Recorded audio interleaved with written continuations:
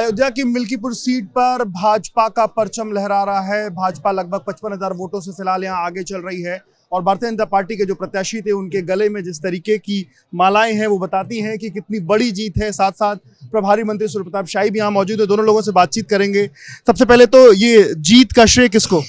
मिल्कीपुर के देवतुल्य मतदाता और वहाँ की जनता को मैं प्रणाम करता हूँ, धन्यवाद देता हूँ जिन्होंने उनके आशीर्वाद से संभव हो पाया। और भारतीय जनता पार्टी के नेतृत्व में जिस तरह से मोदी जी और योगी जी के कुशल नेतृत्व में हम लोग उनके द्वारा चलाई जा रही जन कल्याणकारी योजनाओं को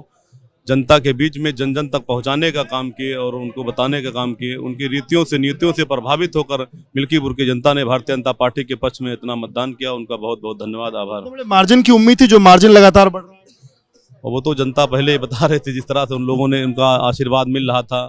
और तो सहयोग मिल रहा था, इससे लग रहा था कि नहीं वहाँ पे भारतीय जनता पार्टी भारी बहुमत से जीत हासिल होगी। और माननीय मंत्री जी का भी बहुत बहुत आभार, जिन्होंने बहुत अथक परिश्रम से मेहनत करके वहाँ पर भारतीय जनता पार्टी को जिताने का काम किया। आप भी लंबे समय से यहाँ लगे हुए थे, मतलब पिछली बार पहले था कि चुनाव होगा, फिर चुनाव टला, फिर तब भी आप लगातार लगे रहे। ये जो बड़ा जो जीत का श्रेय कहीं ना कहीं आपको भी बड़ा जीत का श्रेय?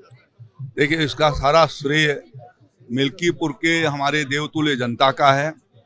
जिन्होंने खुल करके भारतीय जनता पार्टी को आशीर्वाद दिया है। और वो अयोध्या लोकसभा के चुनाव परिणाम से संपूर्ण अयोध्यावासी आहत रहे और उन्होंने उसमें अपनी गलतियों का सुधार करके और अब की बार लोकतंत्र को मजबूत किए जाने के लिए कमल के फूल को खिलाया है। ये मैं मानता हूं कि ये जनता की जीत है और एक तरीके से प्रधानमंत्री नरेंद्र मोदी जी और उत्तर प्रदेश के मुख्यमंत्री योगी आदित्यनाथ जी के द्वारा दोनों के द्वारा चलाए जा रहे गरीब कल्याण, लोक कल्याण के कार्यक्रमों का और जो सबका साथ सबका विकास को आधार मान करके जो काम किए गए थे, इस नाते सर्व समाज ने अपना जो विश्वास है वो भारतीय जनता पार्टी के प्रति दिया है, कमल के फूल को खिलाया है। और जो लोग निरंतर सनातन धर्म के ऊपर, भगवान श्री राम लला के ऊपर, हमारे आस्थाओं पर चोट करने की कोशिश कर रहे थे, महाकुंभ के पर अनेक प्रकार की टिप्पणियां कर रहे थे, उन सब के टिप्पणियों का जनता ने मुंहतोड़ जवाब दिया है। यहाँ पर अयोध्या धाम के मिल्कीपुर में भी और दिल्ली के जनता को भी मैं अपनी ओर से धन्यवाद देना चाहता हूँ, जिन्होंने ऐसे जो राष्ट्र विरोधी ताकतें हैं उन सबको पराभूत कर दिया है। जो तथाकथित पीडीए पारिवारिक डेवलपमेंट अथॉरिटी जो बनी हुई थी, उसका आज जो है वो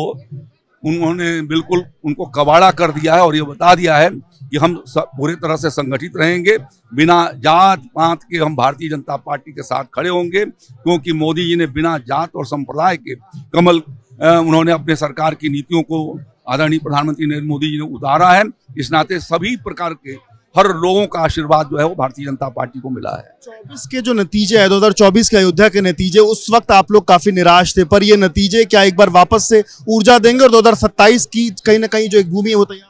देखिए, अभी आज अयोध्या धाम के मिल्कीपुर का परिणाम आ रहा है और लगभग वो जो अभी तक गिनती हो चुकी है, आधे से ज्यादा वोटों की गिनती हो चुकी है, जिसमें भारतीय जनता पार्टी लगभग 52,000 वोटों से आगे की ओर है। तो ऐसी परिस्थितियों में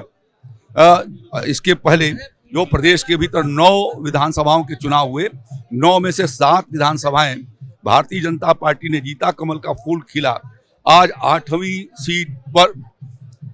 100% एक उपचुनाव उत्तर प्रदेश में था और मैं कहूंगा कि 100% कमल खिला है और उत्तर प्रदेश के 80% जनता का आशीर्वाद आज भारतीय जनता पार्टी के साथ खड़ा हुआ है, आदरणीय प्रधानमंत्री नरेंद्र मोदी जी के प्रति खड़ा हुआ है, उत्तर प्रदेश के मुख्यमंत्री योगी आदित्यनाथ जी के साथ खड़ा है। जिस तरीके से समाजवादी पार्टी लगातार इस बात का इस चुनाव में पूरा आरोप लगाती रही कि प्रशासन की मिलीभगत से ये चीजें हो रही हैं, अब तो नतीजे सामने आ गए हैं, अब उन आरोपों पर क्या कहेंगे? देखिए, वो सारे आरोप निराधार हैं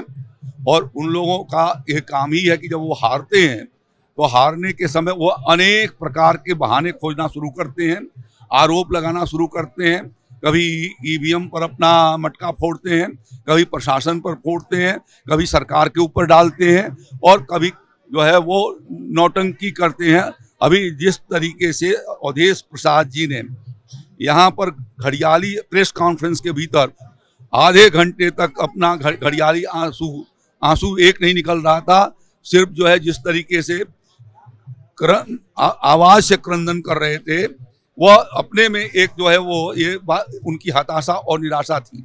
और इसके बाद समाजवादी पार्टी की सभा में जो उन्होंने जिस तरीके से 45 मिनट तक घिघियाते हुए आवाज में कहा, वही इस बात का संकेत हो गया था कि मिल्कीपुर की जनता ने उनको और उनके लड़के अजीत प्रसाद जी को खारिज कर दिया है, समाजवादी पार्टी को खारिज कर दिया है। और इस नाते वो लोग हताश और निराश थे और इस नाते वो विभिन्न प्रकार के आरोप लगा रहे हैं जिसका कोई आधार नहीं है। और उन आरोपों का आधार नहीं है। पर ये बताइए, अब तो लगभग जीत की तरफ आगे बढ़ गए हैं, अयोध्या की जनता को क्या सौगात या क्या वो मूल मुद्दे हैं जिस पर आप काम करने जा रहे हैं? सबसे पहले मैं मिल्कीपुर की सम्मानित जनता के चरणों में प्रणाम करता हूं, जिन्होंने योगी जी और मोदी जी के कार्यकाल में उनके नीतियों से प्रभावित होकर भारतीय जनता पार्टी के पक्ष में अपना आशीर्वाद दिया। इसके लिए मैं उन्हें बहुत बहुत धन्यवाद, आभार व्यक्त करता हूं और उनके चरणों में प्रणाम करता हूं। तो देखिए, ये जो बीजेपी के कैंडिडेट हैं वो भी बैठे हुए हैं, जो यहाँ के प्रभारी हैं वो भी बैठे हुए हैं, और वो सब जनता को कहीं ना कहीं जनता ने जो जिस तरीके से आशीर्वाद दिया है उनको धन्यवाद दे रहे हैं और योगी मोदी की नीतियों पर ये जीत का श्रेय बता रहे हैं।